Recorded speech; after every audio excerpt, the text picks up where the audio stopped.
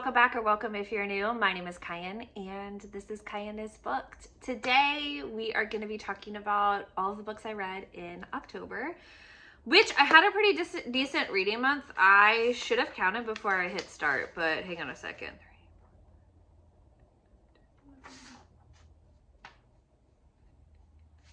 19, maybe 20. I'll say 19, 20 because I think I'm missing one. Whatever. Still a solid reading month. Okay. So, in an effort to not make my wrap-up super long, I'm gonna try to think about like how to batch things. And it's not gonna work for this month. Because, to be fair, I need to at least like talk about the books. But one section of them you can watch in a vlog because I just finished Vlogtober.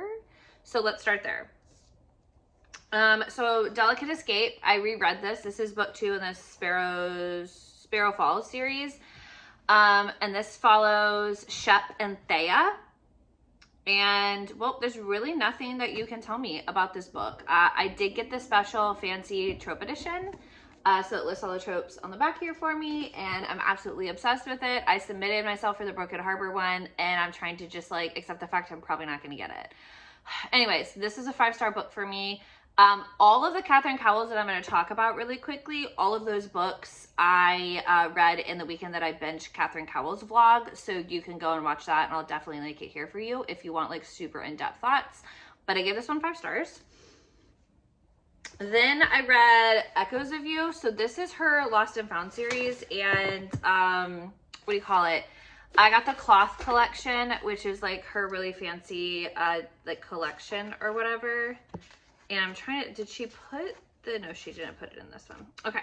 But yeah, so they look like old school. It's like the classics collection. So Echoes of You, and this is the second book in the Sparrows Fall series, and in the Lost and Found series, and this follows the Hartley clan, and this is Nash's book, and I gave this one 5 stars.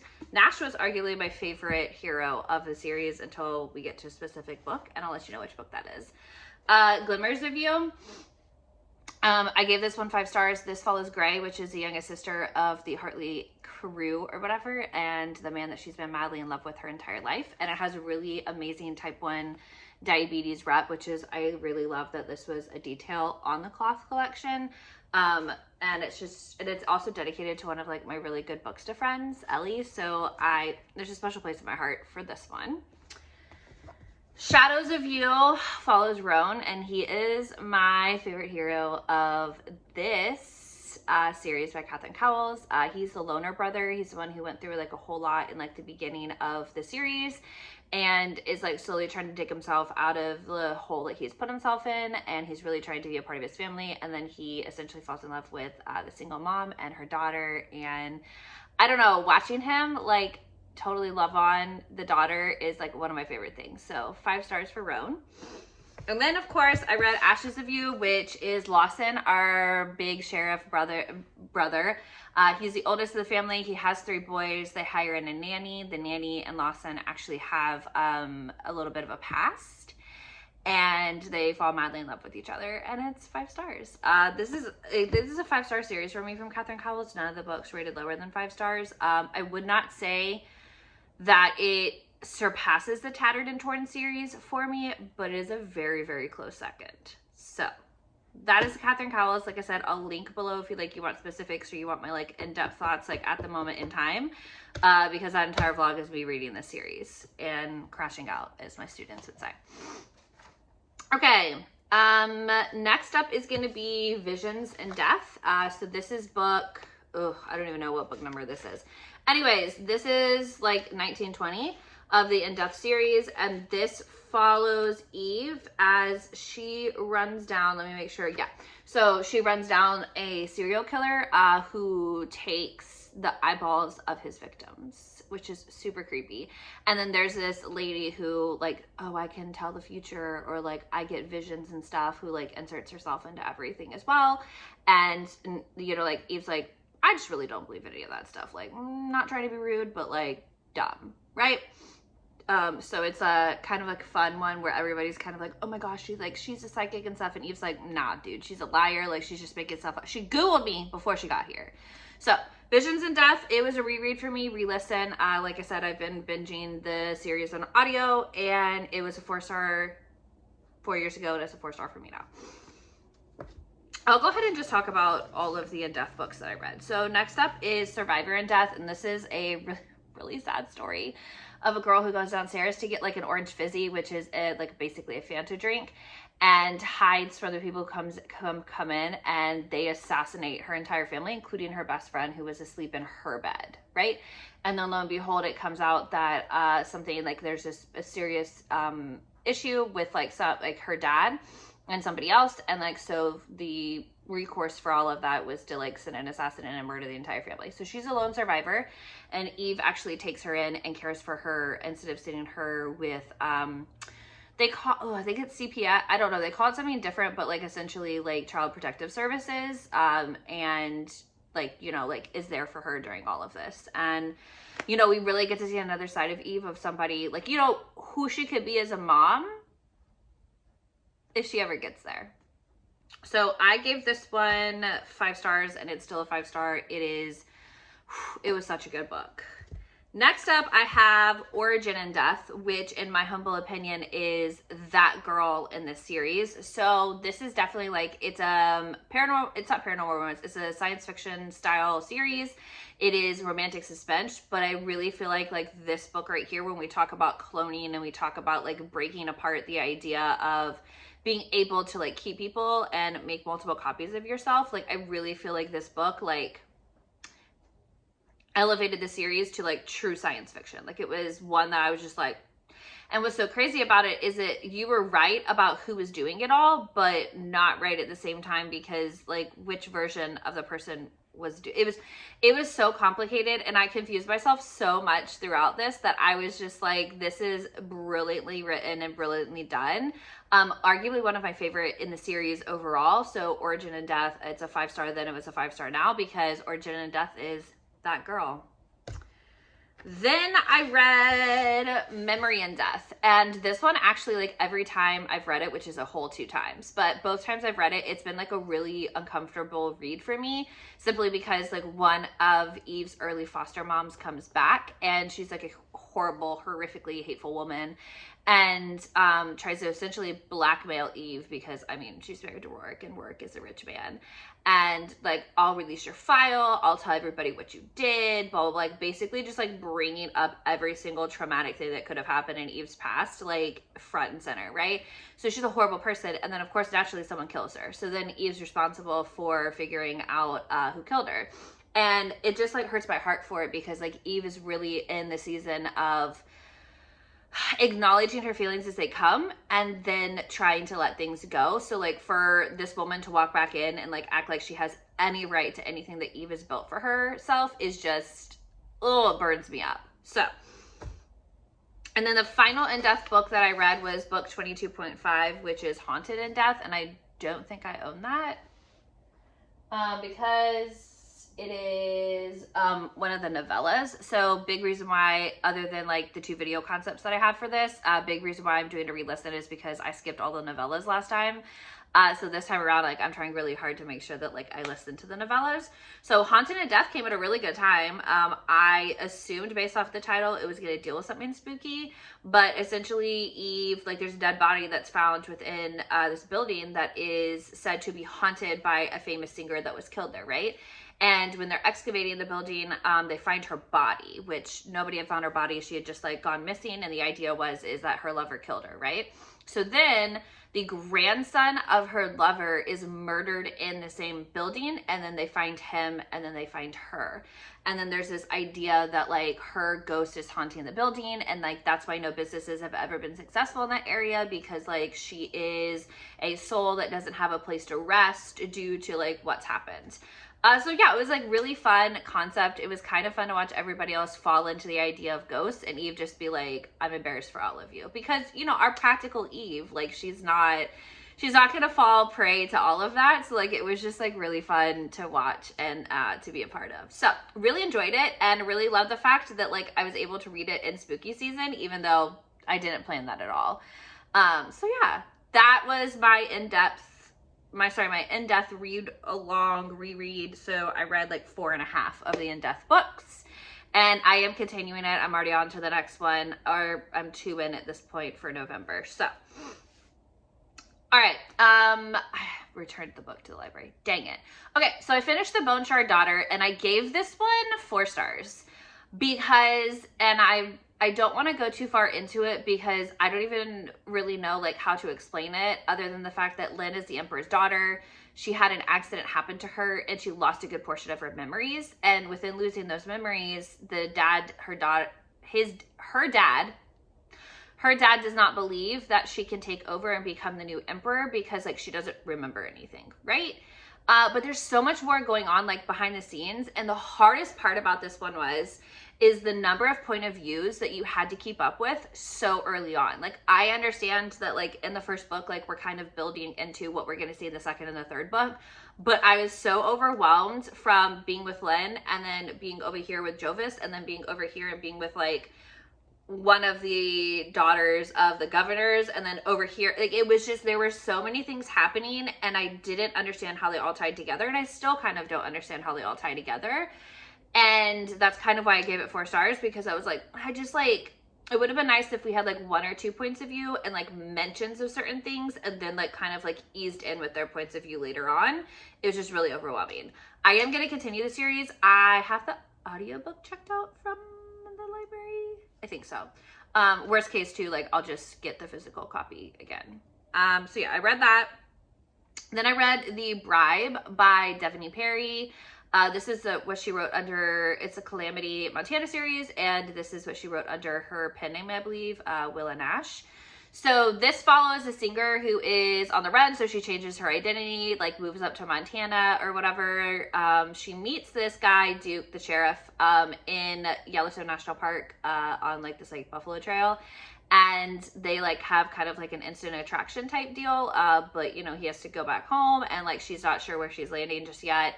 And then it comes to find out that like he's the new sheriff in town. Well, like he's the sheriff in the town that like she's moving in. And it's just like a really cute situation, but like he knows that she's hiding stuff and like she really needs him to back off and leave her alone. So it's like that dynamic of, you know, like not wanting to lie to him, like caring for him, but also to like not being able to spill all of her secrets because like she's on the run for a specific reason. And I gave this book 4 stars. I really enjoyed it. I loved Duke as a hero. I really enjoyed our heroine. Yeah, it was just like a really nice introduction to the Calamity Montana series.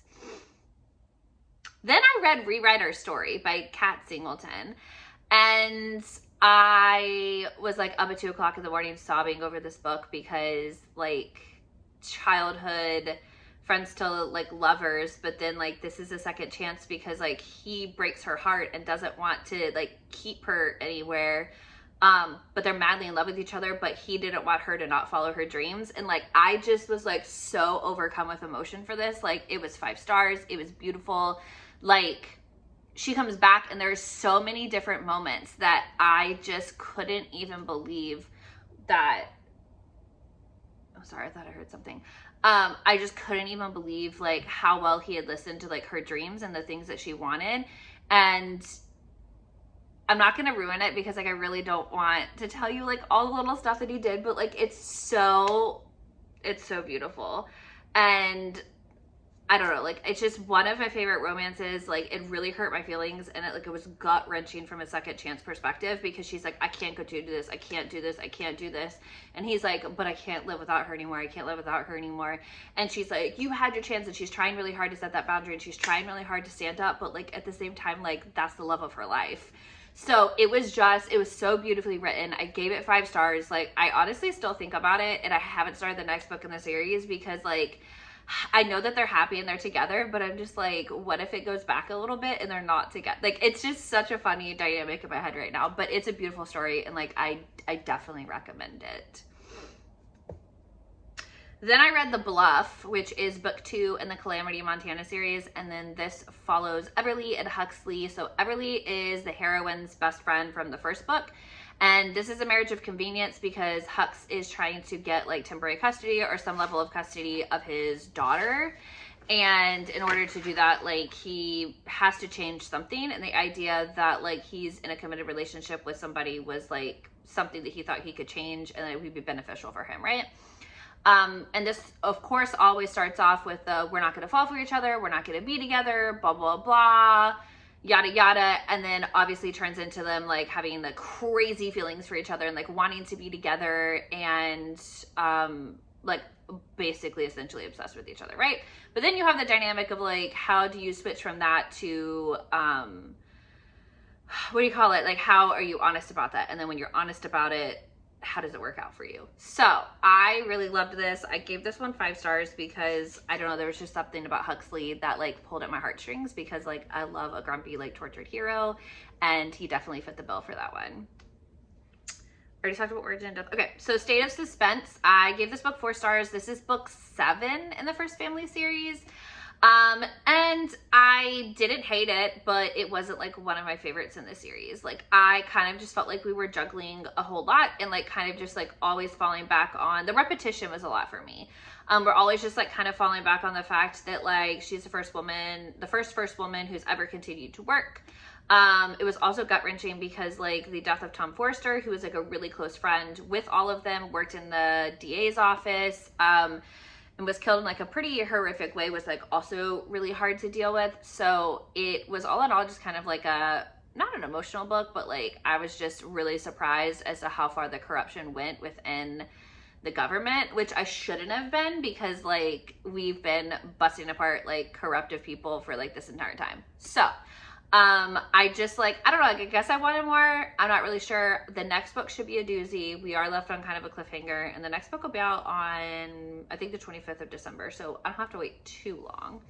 But also, too, it's really nice to go back because, like, Sam and Nick are just, like, a really, like, it's, like, a comfort series for me. So I can kind of just, like, fall in and out and, like, feel good about that. Phantasma was the good, the bad, the smutties book club pick for this month, and Justin and I gave it 5 stars. It is a like such a cool concept and like a cool play on like the devils and like the different layers of hell and things like that, and I loved it. I'm really looking forward to the second book in the series. I'm really like, I love the fact that like it was such like a, I don't want to say like it just really messed with your head. Like you weren't really sure like with like what you were witnessing, whether or not it was true or like it was fake or like what was really going on. So I loved that dynamic of it. And yeah, I really just love the story overall. So I'm like kind of really excited to see what happens. If you want to see our in-depth thoughts, it's always linked down below. We save the reels and post the lives, so you can always go back and see. But like Justin and I, we can't recommend this enough. Like definitely pick it up. Then I read The King's Spinster Bride. And this was just like a 140-page novella. It's in a series that Ruby Dixon did with a couple of other authors. I just really liked the concept of, so Princess Hala saves this 8-year-old boy, right, after her kingdom is overrun by his father. Her troops, after her dad dies, are like, we have to kill him, like we have to make an example. And she's like, we're not making an example of children, like that's absolutely outrageous, right? And Mortimer had always kind of like had I'm just gonna call him King M because I don't want to butcher his name. So anyways, King M had always, well, Prince M at the time, had always had this like little crush on her or whatever, and like that crush kind of turned into like so much more once she defended him. So we fast forward 16 years and he comes to the, she's not, the nunnery? Is it a nunnery? Yeah. The nunnery that she's been like hiding away in. And she thinks that he's coming to kill her, but really he's like, hey girl, like I'm absolutely in love with you and I want you to be my queen. And she's like, bro, I'm like 15 years older than you. Like you deserve somebody. One of these days, my wrap-ups are not going to be interrupted by the fact that I'm running out of storage on my phone. When am I going to get a new phone?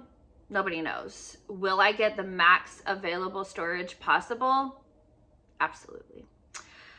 So I was talking about The King's Spinster Bride. I gave it 4 stars. It was a really fun novella. I definitely recommend it. It has like all the goodness that you expect from Ruby Dixon. Yeah.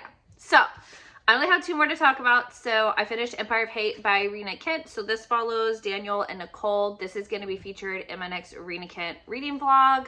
But it's definitely like, okay, they were kind of friends as kids, but then like they weren't, but also too at the same time he hated her and she hated him, but like they didn't hate each other. And so like whatever, so like here they are as adults. Like he doesn't get with blondes because she's blonde and he's obsessed with her, but then she pops back up in life, and like now he's like, I'm gonna make her life a living HE double hockey stick, but like also too like I'm in love with her. So I really enjoyed it. I gave it 4 stars. I read it in I think like a day and a half, 2 days, only interrupted by work, of course, because what else would interrupt me? And the last book that I read was Between Love and Loathing by Shane Rose. And this follows Dominic Hardy and Clara. So this is a part of the Hardy Brothers series. I've read the first 2 books. Yeah, this is the second book of the series. Read the first 2. Definitely looking forward to the rest of the series. Dominic was like everything I wanted him to be and more. He was like broody. He was like, I shouldn't be in a relationship. I don't have time for a relationship. Like, it's all about like, I like clean lines and like no color and stuff. And Clara's like a baker, and she is like so bought in to everything color and like happiness. And despite the fact that she is dealing with a physical illness, one that like is going to be chronic and probably affect the rest of her life, she's extremely positive. Like she picks her whole life up and moves out into a climate that will like be supportive of how she feels physically. And she's like the light to his darkness. And I really just loved our dynamic, and I really just loved him being like, listen, there's just like one scene that I love so much where like she charged all this money or whatever, and the bank calls him and he goes, yeah, that's just my future wife like throwing a fit, like run the charges, I don't care. And it's just so funny to me. I just love that scene so much because he's just like, oh God, I love this woman, but she makes me so mad at the same time. But yeah, so I really enjoyed it. I don't know which Hardy Brothers next. I'm definitely gonna pick it up soon, I think. I'm trying to meet a lot of like my year-end goals. So we'll see how it goes. But those are all the books that I read in October. So sorry for the intermission when my phone was like, our storage is full. But anyways, we made it through. Thank you so much for watching this video. Let me know if you've read any of the books I was chatting about, or any books that like kind of pique your interest. I'll be always happy to chat about them in the comments below. And as always, besties, I'll catch you in the next video. Bye.